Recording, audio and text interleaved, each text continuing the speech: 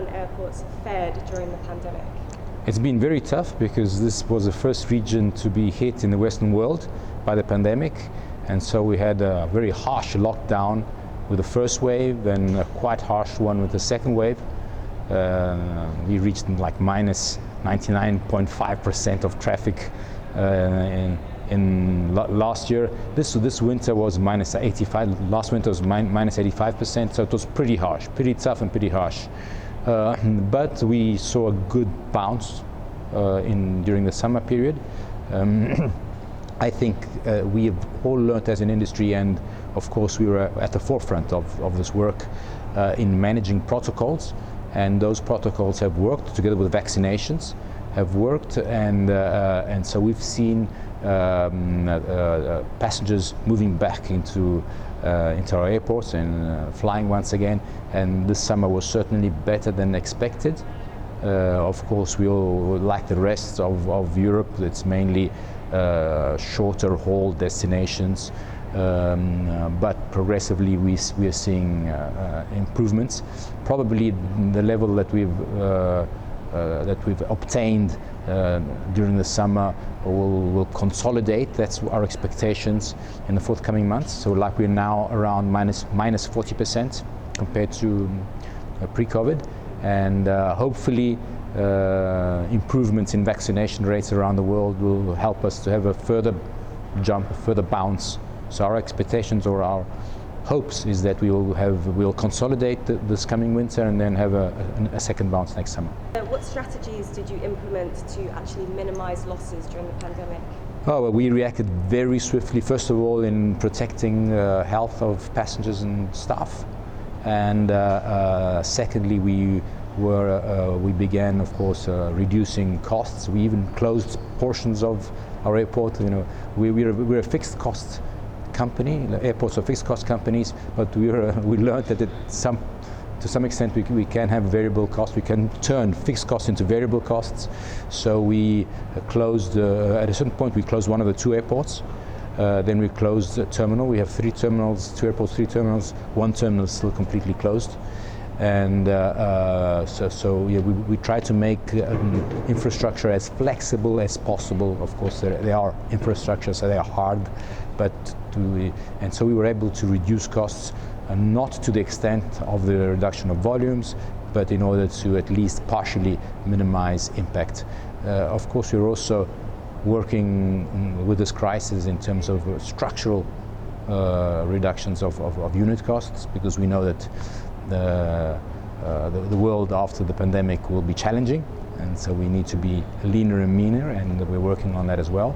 But at the same time, we're trying to keep the team as energized as possible, and so we've been very, very careful in dealing with our people, being honest with them, but also caring for our people. That's one component which we've been working a lot, and hopefully the companies remained compact and united through the crisis.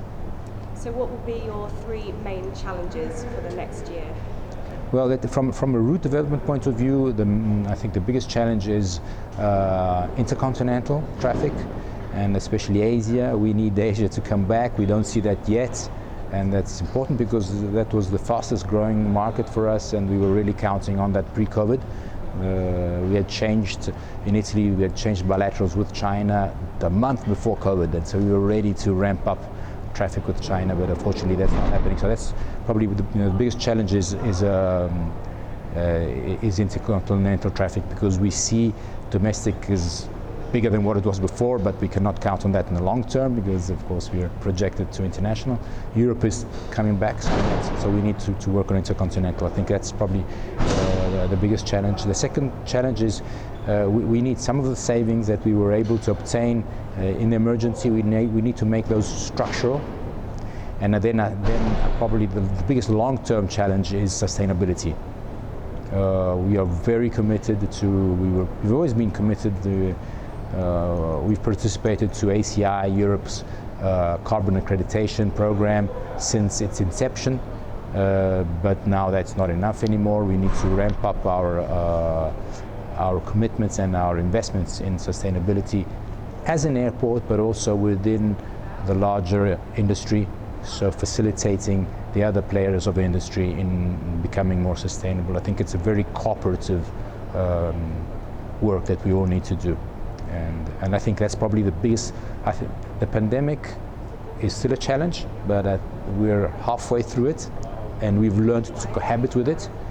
I think the biggest long-term challenge is sustainability. You warned against protectionism creeping in into this long-term trend of liberalisation. What would be your call to action to other airport leaders to kind of try and stop this trend of protectionism creeping in? What can they do, in your opinion? Well, we can all advocate together. We can do that at a global level because it's a global issue. So of course we need a level playing field. We need all countries to work and all geographies to work in the same direction. And maybe one thing we could do is work more, begin tackling the slot allocation regulation, which is really old now, and it probably needs an update. Finally, in your opinion, how does the aviation industry need to adapt to secure its place in the future?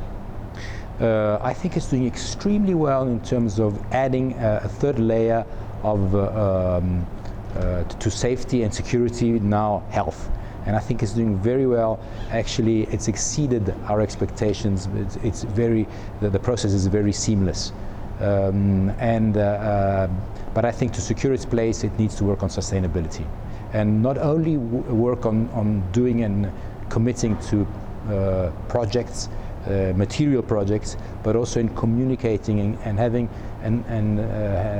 better communicating to the public what we're doing and the importance of our industry. Our industry has always been related to progress, to progress, to democracy, to freedom, and seeing it now related to environmental issues, we need to change that narrative. Absolutely.